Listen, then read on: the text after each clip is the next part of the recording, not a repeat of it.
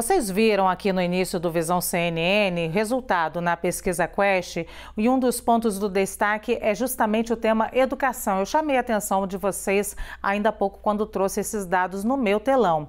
Educação e violência estão empatados com 5 pontos, muito distante com as preocupações econômicas, que estão no topo da lista de 37% dos eleitores. Sobre essa baixa preocupação do eleitorado brasileiro com a educação, a gente vai ouvir a especialista CNN sobre o tema, Cláudia Costin. Cláudia, boa tarde. Na verdade, nas campanhas eleitorais, nas disputas, vemos muitos candidatos falando educação, né? Até se comprometendo em palavras, priorizando, fazendo programas e tudo mais. Mas a gente vai para a prática, nem sempre a teoria é a mesma apresentada na campanha. E o eleitor precisa não se desestimular, né? Ele precisa continuar pressionando. Como é que resolve esse binômio aí? Autoridades comprometidas e o cidadão brasileiro também envolvido com esse tema que é tão importante. Olha, Sidney, é um prazer falar com você e com a Luciana. O meu pai costumava dizer, Sidney, que cada país tem o governo que merece. Então, eu não quero dizer com isso que o Brasil não mereça ter educação de qualidade, mas quando a população não valoriza educação, não vai ter economia, não vai ter combate à violência, não vai ter nada.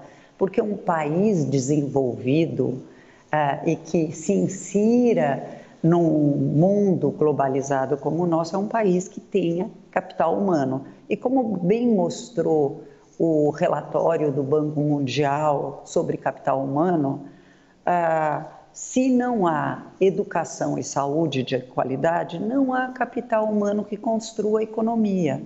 Então, é muito importante que cada eleitor pense qual é a agenda dos candidatos para a educação. E não basta dizer que educação é prioritário.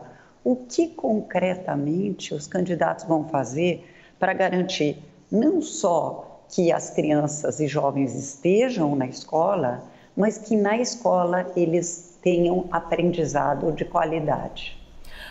Cláudia, eu queria a tua ajuda para tentar entender essa expressão aí da preocupação do brasileiro com a educação, que aparece lá por último na preocupação dos eleitores junto com violência, mas eu precisava de alguns prismas teus, de alguns olhares. Primeiro, se eu tivesse que fazer uma pergunta, né? Por que o brasileiro não se preocupa tanto com a educação como com a economia? Primeira resposta, porque a nossa educação está boa, marque a opção A. Marque a opção B, a nossa economia, os nossos problemas sociais são muito piores e a gente não consegue olhar para a educação. Marque a opção C. A gente não acha que a educação vai levar a gente a algum lugar.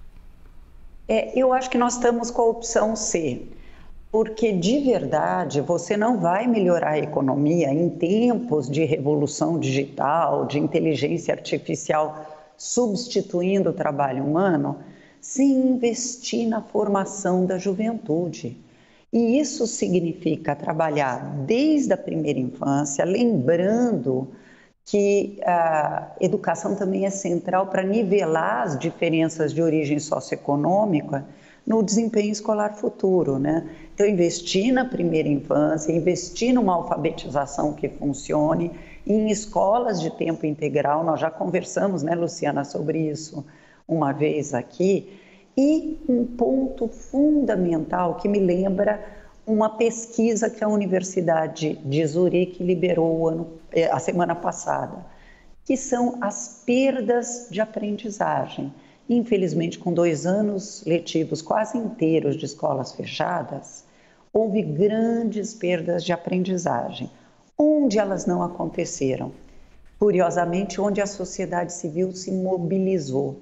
Onde tem uma organização, uma OCIP, que chama Parceiros da Educação Paulista, que se organizou para dar suporte às escolas em parceria com a política educacional para recuperar essas perdas, organizar a aprendizagem em áreas como Capão Redondo, Paraisópolis, Jardim Ângela e outras áreas de grande vulnerabilidade. Curiosamente, nessas regiões, né, como bem mostrou o pesquisador que é brasileiro da Universidade de Zurique, Guilherme Lichan, nessas regiões as perdas foram expressivamente menores.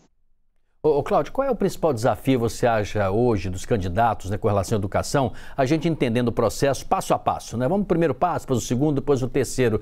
E outra coisa, você não acha que também as autoridades e os professores, os profissionais de educação, não devem sair da escola e também ir até a comunidade? Em alguns lugares do mundo, se a criança falta um dia, manda-se uma mensagem. Se ela faltou um segundo dia, vai alguém na casa dela conversar com os pais. O que está acontecendo? Isso não ocorre muito aqui. Você não acha que essas duas coisas precisam ter? O candidato se interessando, sim. E o que fazer? E segundo, ir até a casa das pessoas? Com certeza. Alguns estados brasileiros, como o Espírito Santo, foram fazer busca ativa junto com a Unicef, que organizou uma busca ativa muito interessante desses jovens. Além de buscar na casa, Sidney, nós temos que fixar esse estudante na escola. Numa pesquisa recente do Todos pela Educação, quer dizer, que eles encomendaram para o Datafolha, perguntaram para os jovens o que os motiva a ficar na escola. Curiosamente, o que eles disseram? Escola em tempo integral, que tenha atividade de protagonismo jovem, que tenha grêmios, clubes, ou seja, tudo aquilo que Pernambuco ofereceu para os seus estudantes com um grande impacto na aprendizagem. Podemos copiar o que o Brasil já faz certo, né? Então vamos se inspirar nos gestores de políticas educacionais que fizeram coisas que valeram a pena. A gente conversou mais uma vez com a Cláudia Costin, que nos ajudou a entender esse horizonte, e isso que parece ruim para a gente, e nem é tão bom mesmo, né, Cláudia? Saber que os nossos eleitores não estão tão preocupados com a educação quanto estão preocupados com a economia e os problemas sociais. Cláudia, muito obrigada. Eu é que agradeço.